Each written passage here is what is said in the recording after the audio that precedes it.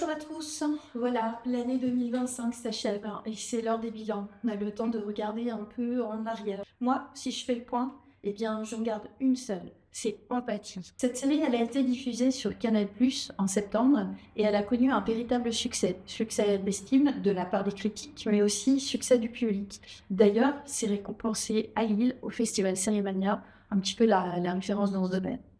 La série, elle est née d'une collaboration entre une actrice, scénariste, c'est Florence Lompré, une Québécoise au caractère bien trempé. Le réalisateur, c'est Guillaume Lonegan, un réalisateur qui va mettre sa mise en scène véritablement au service de l'écriture de Florence Lompré.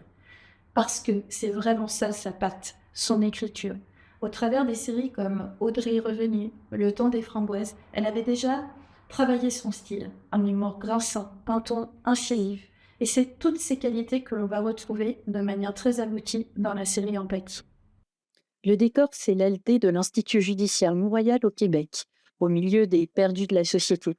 On en parcourt les couloirs, collés au basque d'une psychiatre criminologue brillante, suivie de son ange gardien, Mortimer.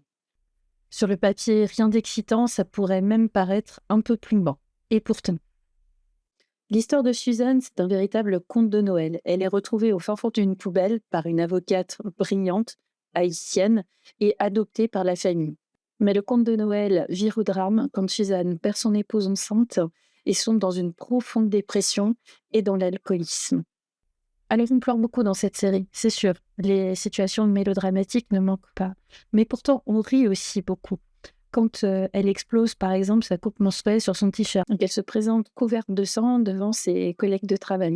Quand elle raconte à Mortimer qui la raccompagne chaque jour en voiture son histoire dramatique et la perte de son épouse et qu'il ne retient qu'une chose. Ah, t'es lesbienne, toi. Et c'est bien cela le style de Florence Lompré.